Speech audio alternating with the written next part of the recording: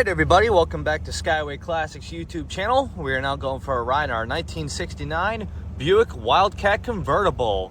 Yes folks, another long lost GM vehicle of its time, still popular and yes, still unique compared to today's every boring daily driver vehicle, especially those boring non-reliable cyber trucks or cyber vehicles. But look into the one we have here featuring a gorgeous Dover white exterior. Now looking from the trim tag, you will see paint code 50, which does correspond to Dover white, followed by the code B, which compares to a black convertible top. What that power top, it is actually a power top as seen from the power antenna switch right next to the fuel gauge.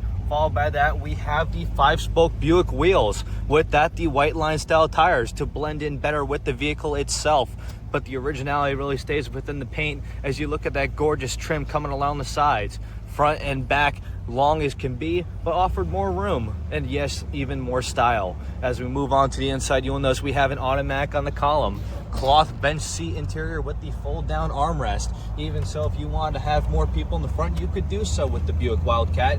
As for your back seat as well, having lap belts and yes, even a center speaker. As a lot of Buicks offer that center speaker, especially in the Rivieras, it was a very popular design and very easy for convertibles, whereas a lot of hardtops would have the 4x6s in the back.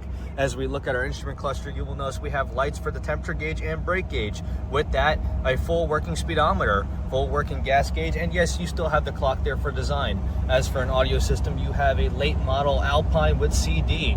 The beautiful originality of the steering wheel with the protectant over there to ensure the safety. AC controls, and yes, even a cup holder. I do not understand what this person is doing in front of us, but we're just going to test the brakes anyway. A little awkward there, but yet again, it always looks good to see the Wildcat from the front and from the back.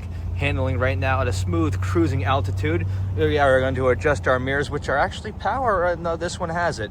And for that, you also have power windows. But looking onto the engine bay, we have the fine 360 block painted in the Buick red, same for the oil pan. And even noticing you have the red keys to match the engine bay. But looking at it, it is a steady stock little engine, well handling and well performing. With power steering, power brakes, you also have the factory style AC. But coming to a stop right now, we're just gonna get the smooth, quiet sound of the motor.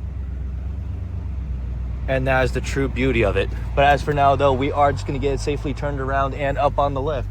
So if you have a moment folks, please stay tuned with us to see the underneath.